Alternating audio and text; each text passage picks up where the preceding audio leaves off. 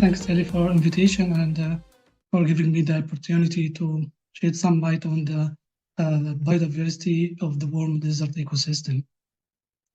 So, as you all know, that biodiversity loss is a major concern for humanity, where several conservation projects have been carried out in order to reduce biodiversity loss. However, the distribution of this project is unequal, where some regions have received a lot of interest and others have been neglected. Desert is an example of this neglected region. So this is because it always perceived as a bare area with almost no biomass. In fact, desert is a home for almost 25% of the total land vertebrate. Many of these species are endemic and highly adapted to the extreme environmental conditions. And also many of them, they have a unique ecological role in the ecosystem, which make them irreplaceable. So the main challenge for conserving desert biodiversity is the lack of knowledge on biodiversity distribution and diversity pattern, which is mirrored by the lack of funding and the resources. So the main concern here is to prioritize the conservation effort in order to maximize the conservation benefit while minimizing the cost. So prioritizing conservation effort toward like hotspot area and the key species would help to reduce biodiversity loss and also allows for the ecosystem restoration. To prioritize conservation effort, we need first like to identify region with the ability to maintain both ecologically and evolutionary process. We need also information about the hotspot area, which are the region with high non-endemic species. And also we need to know or need to identify the key species based on their ecological values. So actually, a few studies have been carried out.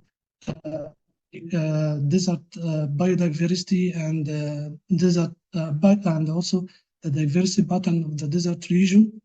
And most of this available work focused on some part of the desert region or focused on some taxa. So the main aim of this study was to identify or to use the available biodiversity area, which is already limited, to understand the biodiversity distribution and diversity pattern in this region. So specifically, I wanted to identify the hotspot area for endemic bird species and also to identify bioregion or the biogeographical relevance for the desert region, and finally to assess the effectiveness of the protected area or the existed protected area in conserving the identified bioregion. So here I focused on the Afro-Arabian region. It's a huge area. It's covered or include two regions, which mostly the North African Sahara and the Arabian Desert, and also some surrounding nearby region like Mediterranean and Sahel and the Ethiopian highlands. So this area is almost 2 times as big as the United States, and it has high topographic variability. It goes from minus 200 meter or 200 meter below sea level to 400 meter above sea level. So for this, I used only endemic bird species. Actually, it was part of the larger study for almost all vertebrate species, but here I focused only on bird species. So I selected only the endemic or near endemic species in the Afro-Arabian region, and I obtained the data from BirdLife and also from IUCN. So I was concerned more about the spatial data for this species. And then I performed, I did calculate species richness to identify the hotspot area. Also, I did biological analysis in the cluster to identify the bioregion of the desert of the Afro-Arabian region. And actually, biogeographical analysis, it's kind of effective tools to identify region of ecological and evolutionary relevance. It group geographical unit into meaningful clusters based on the similarity in the species composition. So it allows species that experience similar evolutionary process and similar trait to be grouped together in a distinct region. So for the hotspot analysis, we identified almost 3 hotspot areas. The first one with Ethiopian highlands. So this area has the highest species richness and endemism for in the African region, area, followed by the Sahel region. It's kind of transitions between the desert and the tropical savanna. So the species there are exhibited like a wide distribution range compared to Ethiopian highland or the Arabian region. And also Red Sea Mountain or Southern Red Sea Mountain was the third hotspot area, and it's characterized by highlands and also high rate of or high level for endemism in this area. So if we focus on just protecting the hotspot area with high concentration of endemic species, we would maximize the conservation benefit in this case. So in addition to hotspot area, also we did a biogeographical analysis. So we identified almost 4 distinct bioregions. First one was Sahara bioregion, and this covered the Mediterranean coast and the Sahara of the North Africa. And also Sahel region is for the birds separated from the Sahara. And this species is considered, as I said, by transition to Sahara. We have also the Arabic bioregion, which covered the entire Arabic Sea. So finally, which is the Syrian highland, which is characterized by high altitude. So for the effectiveness of the protected area, it was very quantitative and very simple analysis where I just calculate the percentage of each region within the existing protected area. So we found that almost the identified by region are not well represented in the already existing protected area in the Afro-Arabian region. We have the Sahara and the Arabian bioregion were the least represented bioregion, while Ethiopian highland was the most represented bioregion. But actually, it's still below 70%, which is defined by CBD. Also, we use the environmental turnover to assess the relationship between the environmental condition and the identified bioregion based on the species turnover. So this analysis identifies the key environmental condition within a given bioregion that are statistically significant from different different regions. So we have for the Sahara bioregion, the key driver for the species distribution there was almost the temperature, which is mostly extremely high, and evapotranspiration or the evaporation, which is also very high rate of evaporation, and also the soil characteristic, which represent the open habitat, the open plains and sandy dunes, such as the sand sea in the western desert or in the center of Sahara. For the Sahel region, the key driver was precipitation, which is kind of the gradient from the desert to the savanna, and also the vegetation cover, which is varies differently across from the Sahara to the Sahel. And for the Arabian bioregion, also temperature similar to the Sahara, and also the geographical isolation by the Red Sea also shaped the species composition in this area. And finally, for the Ethiopian highland, precipitation, high level of force, and also graphic variability and complexity will be the most influential predictor for this bioregion. So as you can see, the identified bioregion, they are very huge in area. So we need to focus on a key species or the species that are representing each bioregion. So for this case, to identify the key species characterizing each bioregion, I calculated the indicator value of a species that takes into account 2 components. One is species specificity and species fidelity. So species sensitivity, which is the overall frequency of the species in a given bioregion related to the distribution across other bioregion. And fidelity is only the distribution of the species within a given bioregion. So the product of these two components can tell us which species can be indicator or a key species for a given bioregion. So, for example, for the Sahara bioregion, we found that house bunting and African papara were the key species. Also, we have the whittier, the Hewling whittier, and Nubian bustard were the key species for the Sahel. And for the Arabian region, we have the Arabian lark and Arabian partridge. And for the Ethiopian highland, it was among the area where we have almost 35 species as a key species.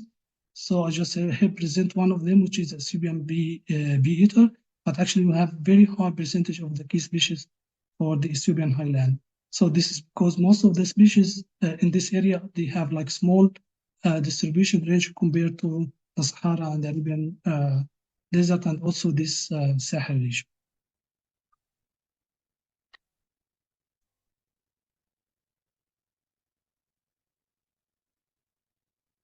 So I would like to focus on one of these endemic species in the region, which is the Arabian partridge. So the Arabian partridge is an endemic species in the Arabian desert. So it's highly adapted to the harsh climatic and environmental condition. The breeding ecology of this species is poorly understood, especially in the wild, but it's believed to be like a monogamous species. Breeding starts with pair formation in February and March, and the male becomes like more vocal and territorial. And male always like lie eggs between March and May in the ground, like in a scoop nest, and they have like almost between 5 and 8 eggs in each nest. And their chicks always recorded between June and September. So Arabian partridge are typically found in a wide variety of elevation. So it goes from 250 meter above sea level until 3,000 meter above sea level. And they live in a group, so between 10 to like 15 individuals in one group. So although the species assumed to be stable throughout its range, no, actually, we don't have like estimation for the population size, and there's no any monitoring program for this species. And also, unfortunately, this species among these species targeted by hunter and egg collectors throughout its distribution range, and also it's targeted by the feral animal like feral dogs and cats, feral donkey, which is very common in the area, and also by other predator, natural predator like wolf and the wildcat. And it's also among the potential prey for the Arabian leopard, which is locally extinct right now in large part of its distribution. So in this study, we will try to quantitatively assess the population size of the Arabian partridge in one part of its distribution range. So to do this, we did a field survey between May and September. We did a survey in early morning and also late afternoon to match the activity peak of the species. So we have almost like 73 line transit across the study area. And actually this study area was recently declared as a biosphere reserve area. It's called Harat Wairad Biosphere Reserve Area. And it is almost 100 kilometers away from the already known northern limit distribution range for this species. So it's kind of extension for the distribution range of this species toward the north. So we have 73 line transit, each transit almost 1 kilometer in length and 140 meter width, like 70 each side.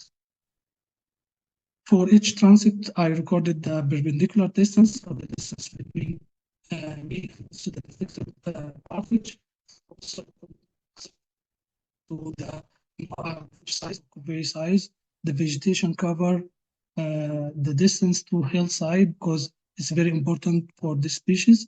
And also I recorded other predictors related to the disturbance level. And I used distance sampling, specifically hierarchical distance sampling, to estimate the population size and abundance of this species. So one of the main findings for this study was the estimated population size. Where we have almost estimated the population size to be around 118 individual in an area which almost around 4,000 square kilometers. And also when we look at population density, we found that the estimated the overall density estimated is almost like 25 bird per square kilometer, with standard error between 6.16. So we've also found that there is average mask significant variation because the variability between sites due to the disturbance. So as we can see in this chart here, that the partage density was like highest in the area where there is no disturbance, and still decline in area where we have like human disturbance or feral animal disturbance.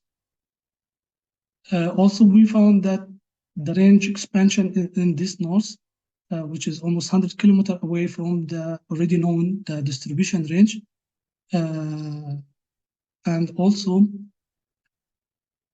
we might also find a distribution range farther away from this, like 300 kilometers away, but we couldn't have the logistic to go and discover this population.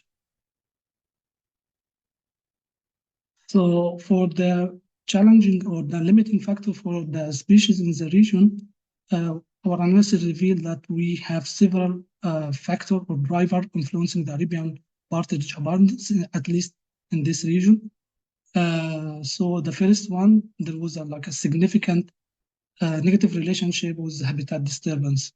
As we can see here from this figure, that the disturbance level affect the population. So when there is no disturbance, there is increase in the abundance and decrease dramatically increasing the disturbance. Also for the distance from the hillside or from the mountain side. So we have also significantly like almost 50% decline in the bird number going far from the hillside. So this clearly show we can see that it clearly show the impact or the habitat specificity for this species and why we need to like maintain or conserve the microhabitat for this species.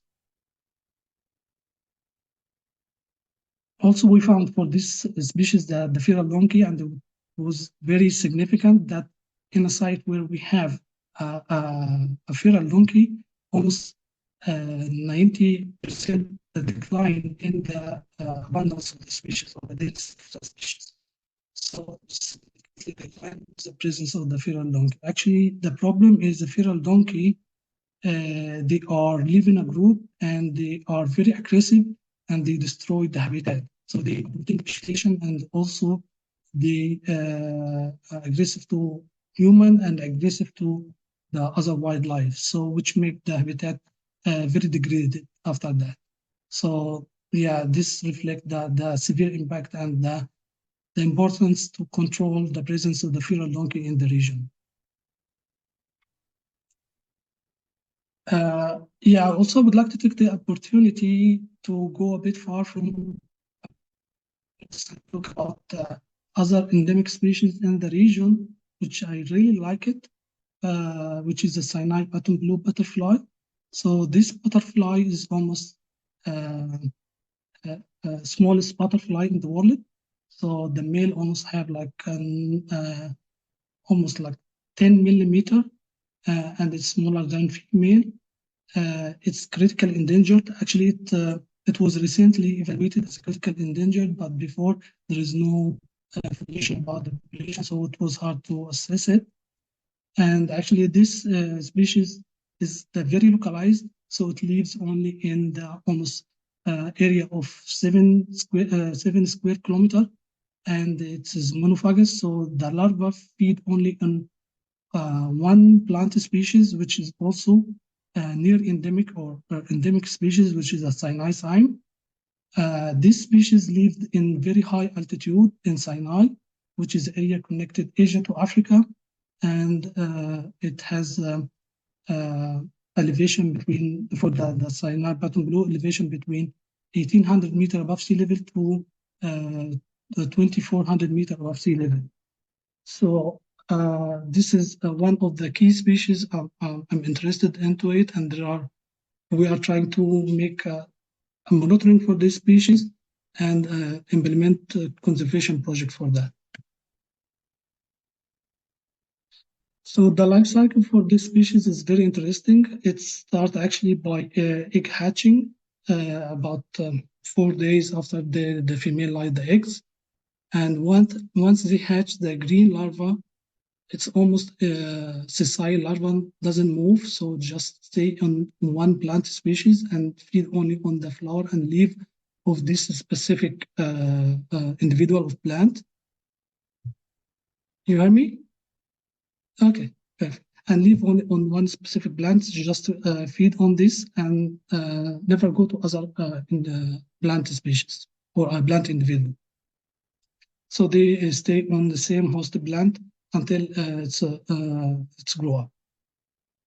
So when it's ready, they drop in the soil beneath the same individual, and they wait until next year. So where the adult around in April and in May, late April or in May, the adult emerge from the pupa and like mating again start the process. So here we did a monitoring program in the St. Catherine Protectorate, which is in the St. Catherine city in South Sinai. So actually we start by doing capture recapture. So we tried at the beginning to capture the individual and mark them, but unfortunately the population is very low number and they are very fragile. And also the survival rate of this butterfly in optimal condition after 5 days after being hatched or emerged from the pupa. So it was very hard to estimate the population size based on the capture. So instead, we calculate the number of individuals observed per day during the activity period of this butterfly. So this is very close from 2002 to 2012. We can see from here that this butterfly, they have the population have this 3 annual cycle. So they are starting the population after 3 years goes and they crash again and grow up and re-flourish and crash again. So this kind of cycle is very common in the butterfly group, but the reason for this crash we are not aware of it, but probably the rainfall is just based on one incidence where we have a rain and we expected the population to crash again, but in this area the population didn't crash. And also based on the study on the Sinai cyme, which is the host plant for this butterfly, we found that the old individual for this Sinai cyme, they are recover very quickly after the rainfall. But unfortunately, the new individual or there is no recruitment for the new individual, but just the old individual, they can recover very well. So this could be explanation for this not being crashed after the following this 3-year cycles. One interesting result for this actually is how the butterflies select the individual plants for this. So in the study by Francis Gilbert and his PhD student Catherine Thompson, they found that the butterflies select the individual with like high number of flower and high number of or the very green. So this the adults select where they can lay the eggs. So this also might be a problem in like in time where we don't have rain or the drought. So it could be also a reason for the population crash. Also, one interesting association or relationship for this butterfly is the larvae for this butterfly. it has a relationship between two types or two species of ants. Let's say the brown ant on the this area and black ants.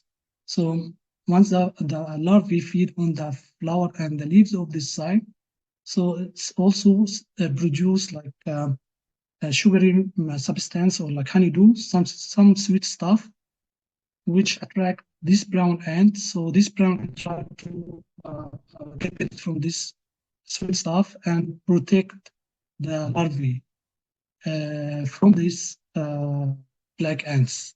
So it's kind of like a good association or like an interesting relationship between these three species. Actually, assessment for the presence of the larvae uh, on almost 90% in area where we have the black ant, we couldn't find the larvae in the area. So it's also indication for the high predation by the black ants for this butterfly. So to compare this butterfly, yes, I forgot to say that this area where we have the butterfly, it's very, it's also voluntary sites and protected area. And also, it's received high number of tourists per year, almost 1 million tourists per year, because it has a religious aspect for Christian and Jews, and also for nature. So we have the oldest museum in the world, it's called St. Catherine Museum, and also the Moses Mountain, actually this butterfly, the Moses Mountain in Sinai, where the Jew believe it's important, where the Moses received the command is there. So many people go there to visit this area. So it's also a bit highly impacted by the tourist station there. So to minimize the impact of the tourist, we declare this as a restricted zone. So we try to fence the area where the cymes occur, so we can find the butterfly there. And also we try to do some small-scale restorations with the local community. So we try to make like small dams to keep the water after the snow. And actually, because most of this area receives snow in the winter, so try to keep the water as long as we can. So by building up the small dams, so the water can be stay for a bit longer time. And also we, for the tourist, we also implemented a way, so a walkway, so the tourists can use it and they cannot destroy the sensitive habitat for the butterfly. And finally, we worked with the local community because also grazing and collecting for this cymes and ice cyme is very important for them. And also they graze animal there in this area. So we try to stop grazing there and also stop this plant collection. So with the local community, we establish like a commitment, which is already established actually actively. It was from their culture to have this commitment. It's called health. So where the people there try to reduce the impact of the grazing by rotating the grazing between different region. So they agreed to graze only for 3 months in this area and then move to other area. So it's called rotation. So they do it by their culture, but like since 50 years, the culture changed. So they just send their animal there and they graze and that's all. But now we, with the local community, we activated this commitment or this health culture. So the people there committed to not to graze like 2 months before the flowering of this Sinai cyme until the end of the summer season. So they can go somewhere else.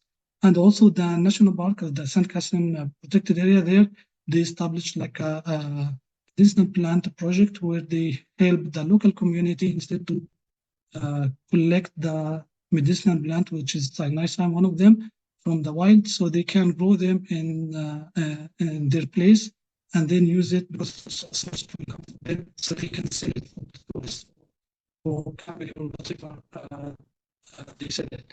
So by doing this, we try to minimize the impact of both the climate and sorry, the tourist and also the grazing and overcollection. And also we worked with the people and the students in the school by improving the public awareness about the importance of the habitat and the importance of this butterfly. Because yeah, we assess uh, how long this butterfly might survive, and there is a study said that they did like a occupancy model. So based on this model, if there is no climate change and if there is no overgrazing, this butterfly might sustain for almost 200 years, but just in the optimal condition. But we don't have information about the what will happen with the climate change because it lives in very confined distribution range, as I said, less than 7 kilometers. So it was very hard to assess this, and also the population size is very small. So with public awareness, we try to like help the local community to understand the importance of this, so they can like disseminate the information, and we can help the protected area to conserve this species. I would like to thank all of you for listening, and sorry for the technicality at the beginning. And I would like to thank or to acknowledge the people contribute to this work, especially Santa Catherine staff, PhD supervisor Cameron Safi, and my colleague, and those people work with for in the desert ecosystem. And of course, I would like to thank you for listening. Donc, l'invité d'aujourd'hui nous a présenté certains de ses travaux. Donc, sa zone d'intérêt où il se concentre, c'est sur toute la partie désertique, donc du nord de l'Afrique jusqu'à la péninsule arabique. Et donc, dans sa présentation, donc, il nous a parlé un petit peu de cette région Sahara, péninsule arabique. Euh, D'abord en émettant un constat que actuellement l'essentiel de la recherche se tourne plutôt dans les zones forestières avec 66% de la recherche et seulement 9% de la recherche est dédiée aux zones désertiques, alors que les zones désertiques sont l'habitat d'environ 25% des vertébrés terrestres. Donc il y a une nécessité de combler beaucoup de lacunes sur bah, l'écologie de ces espèces dans ces régions-là. Et donc, parmi ses travaux, il s'est intéressé donc notamment à identifier dans un premier temps donc les hotspots de biodiversité dans ces régions, donc les différentes types d'habitats, et aussi essayer d'évaluer bah, si les aires protégées dans ces zones-là étaient suffisantes et efficaces pour protéger les zones qui sont riches en termes de biodiversité. Donc cette région donc, du nord de l'Afrique, Sahara, Sahel, péninsule arabique et une partie de la Corne de l'Afrique, on a environ 116 espèces d'oiseaux endémiques. Donc avec les analyses de différentes variables environnementales, il a pu mettre en évidence qu'il y avait trois grandes régions. On a donc la région du Sahel, on a la zone des hauts plateaux éthiopiens, et ensuite on a toute l'écorégion le long de la mer Rouge, donc péninsule arabique, mais aussi les côtes de la mer Rouge. Et un de ces constats, c'était bah, que dans ces régions-là, finalement, il n'y a pas suffisamment d'aires protégées pour, pour protéger la diversité des espèces. Ensuite, il s'est intéressé donc il nous a présenté ses travaux sur deux espèces, une espèce d'oiseau et une espèce de papillon. Donc l'espèce d'oiseau, c'est la perdrix à tête noire. Normalement, c'est la bonne espèce en français, et qui est endémique de la péninsule arabique. Et donc, il y avait un manque de données sur l'état des populations. Donc, avec son équipe, ils ont fait ce qu'on appelle du distance sampling, c'est-à-dire qu'ils ont sélectionné donc une région d'étude et ils ont voulu estimer l'abondance et la densité des populations de cette espèce, donc en faisant des transects et en notant la distance perpendiculaire des oiseaux repérés par rapport à ces transects.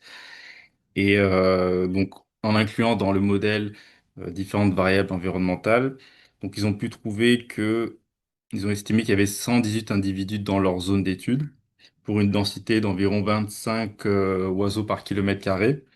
Alors cette densité-là, c'était principalement dans les régions où il y avait peu de dérangements pour l'espèce et dans les zones où il y avait de plus en plus de dérangements, la densité d'individus diminuait.